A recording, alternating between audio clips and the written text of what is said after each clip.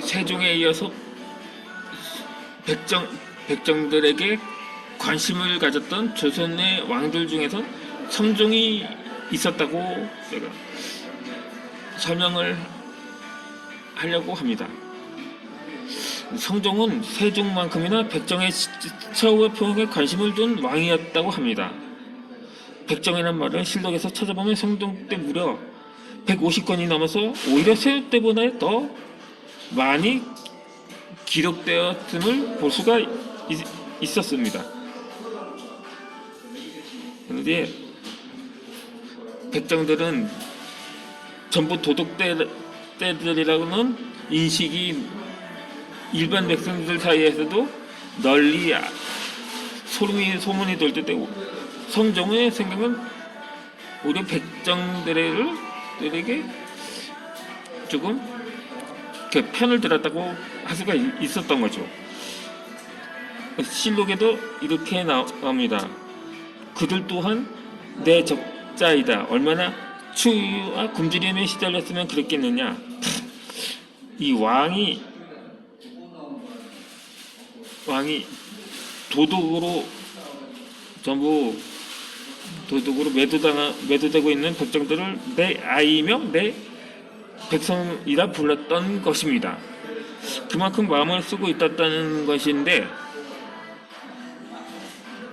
신하들의 생각은 달랐습니다. 한번 도적은 영원한 도적인지라 다시는 양민으로 돌아가지 못한다고 했던 반박을 했었던 거죠.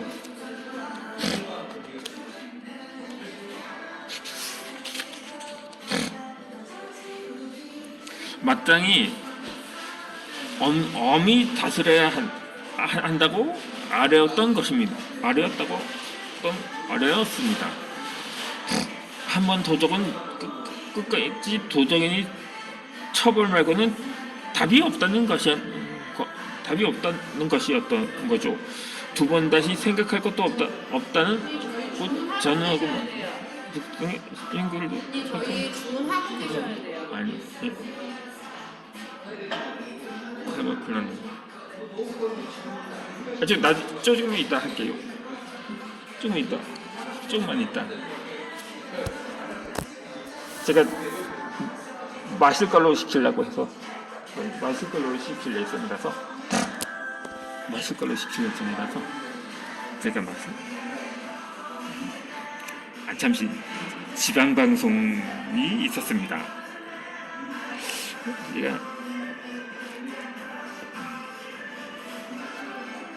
하지만 성종은 자신의 뜻을 굽히지 않았다. 끊임없이 백정을 껴안는 정책을 만들어 신선하여 애쓰다. 그런데 총치자 입장에서는 자비와 배려하지만 정작 쓰여지는 입장에서는 차근한 차근 습을 없이는 즉석이 필요한 것이 있어. 이 차이를 천천히 살필 필요가 없어. 성종 1년의 기록이다. 임금께서 일어났다. 일어났습니다. 이 준치와 추세는 백정 이야기를 할 때 자주 나오는 말인 기억해 두자. 먼저 준치란 한 곳에 모여 산다는 뜻이다. 그날때 이생하라. 이때껏 떠들지 말고 한 곳에서 정체적으로 그렇게 등떠내더니 왜 갑자기 모여 살지 말라는 걸까? 여기서입니다. 저기서 시장동안은 자기들끼리다. 곧 백정끼리 제가 그래 모집은 살지 말라는 뜻이다. 그러니 백정끼리 모여 살려면 준치는 안 되고 성민들과 섞여 사는 준치만 가능하다는 것이다. 그렇게 날라리 찍혀서서 사는 것. 그것이 백정의 평민의 이름으로 받은 대가였다. 만약 섞여 살기가 힘들어서 도망친다면 곧바로 추세가 따를 것이다. 추세는 도망친 노비나 부역을 기피한 사람을 붙잡아 본주인이나 본고정원에 들어보내는 일을 말합니다.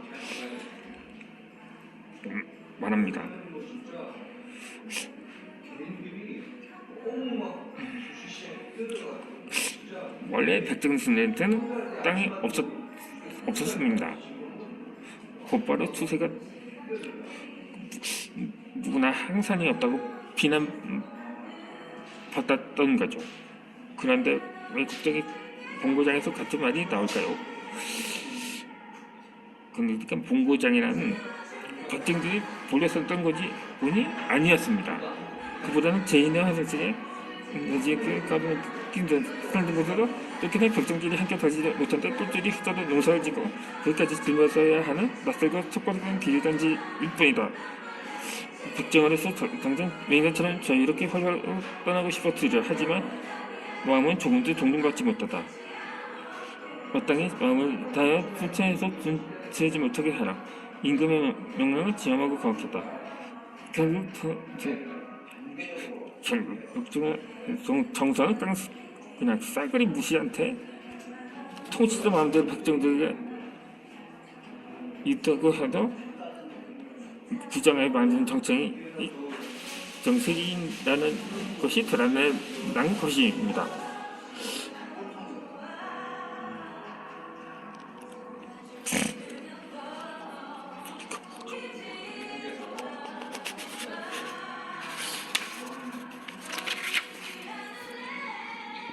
그 투수의 진식께서는 이제 그것을 호속 문제로 묶어놓는다. 이제 투수가 한꺼번에 좋았으면 안심이 되니 세 번을 만들어 넣어놓는다. 숫자는 원지에선 안정보다 감사 마지막으로 풍부도 다루는 형조다. 말하자면 사는 고급뿐 아니라 더 높은 과학성 한성보의 형제도 백작을 감사하게 뜻이다. 그것을 공부하면 하면 하겠다 한다. 이건 20년 곧 3년에 한 번씩 하는 이 양인들의 호구수가 안 다릅니다. 훨씬 더 깊게 날수록 백성들은 묶었던 것이죠. 그런데 이 굴레에 대해 만약에 대해서 이 굴레를 벗어나기 위해 도망친다면 잡힌 바로 참여했습니다. 거기에 덧붙이는 말까지 있었습니다. 이 사건이 생기면 제인 백정이 찾아라 잡게 하라고 했던 거죠. 그러니까 동족이 백정을 잡게 하라는 것이었습니다. 그것이 추세, 둔치, 호구조사, 차명에 이어서 백정을 잡게 하는 동족 상장의 비극을 일으키라고 했었던 것이었죠. 그 외에도 서로가 서로를 감시하라는 명까지 나옵니다. 그래서 백성을 잡는 데에 공을 세우면은 나라 법령집인 경국대전에 따라서 상을 주기도 했고 거부하면 처벌을 했다고 이렇게 나왔던 거죠. 이 성종실록을 보면 호생지덕이란 말이 나오는데 여기서 사형수도 너그럽게 살려주는 임금의 덕을 이루는 말이었습니다. 따라서 그 두 장에서 중요한 것이 호생지덕을 지닌 임금의 위상이었습니다. 백정에 가여서 죽이지 말자는 것이 아니라 임금의 덕에 방해가 될까봐 모두 죽이지는 말자는 것이었죠. 그러니까는 애당초에 백정을 위하는 마음은 좀도 없었던 것입니다.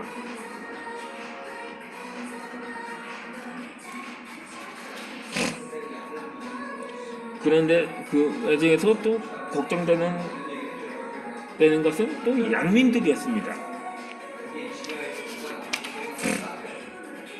그래서 아무튼 잡지 않자니 양민이 해를 입지 않을까 불안했던 거죠.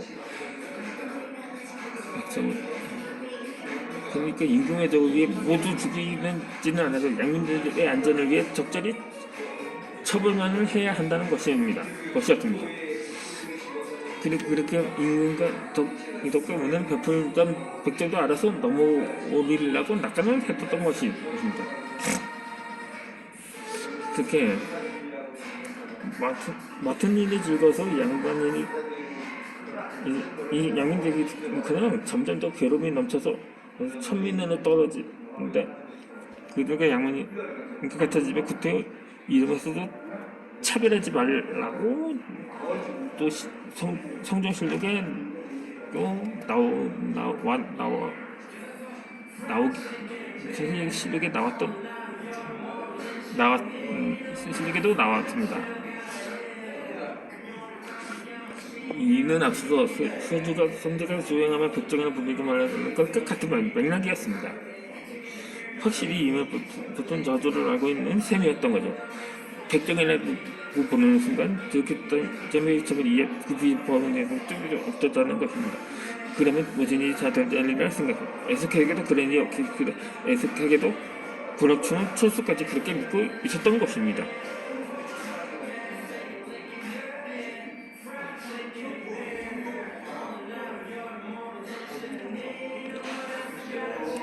이게 성종실록에도 벼슬아치는 6가지 일이고 백정은 백정아일이라고 표현이 되어 있는데 언뜻 정말로 백정이 여염에 흩어서 평균의 양육이 된 것처럼 보이는 글입니다.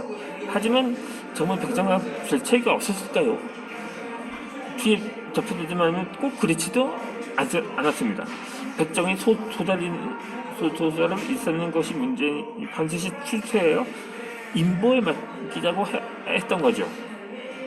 근데 당시 인보는 조선시대 자치주지의 하나였는데 호적을 정시하고 풍속을 다듬은 목적으로 민가를 10보 또는 3, 4, 5, 10 묶어서 한 인보로 적응을 했던 거죠.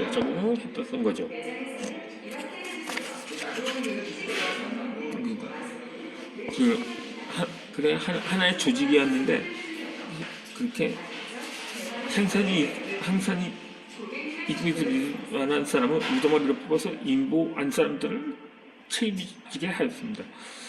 마치 군자의 정군자처럼 박성들의 전식으로 면제 책임을 지게 제도인 것입니다. 따라서 인부에 맡긴다는 것은 이날 뽑아는 2차치 조직의 백정을 넣어 잔뜩하게 여기에 인구로 그게 해도 또 다른 감시하게 해도 백정은 백성일 뿐이라고 백정을 따라 가만히 있었던 것이다.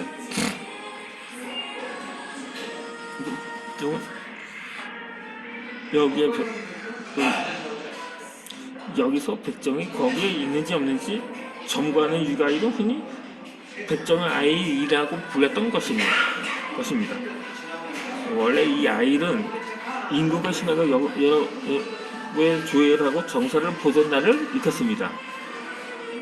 근데 이것은 조선 고려 시대에도 있었고 그 조선 시대에는 닮아서 6번씩 모인다고 육아일이라고 하였습니다. 주로 1일에서 6일, 그러니까 1일, 홀수날은 1, 또 짝수날은 6일, 이렇게 6자가 들어간 일로 수로 나눴는데 백정들에게도 적용했던 것입니다. 한 달에 6번이니 무려 닷새에 한 번씩 점호를 받았다는 것입니다. 이어서 영상을 올려드리도록 하겠습니다.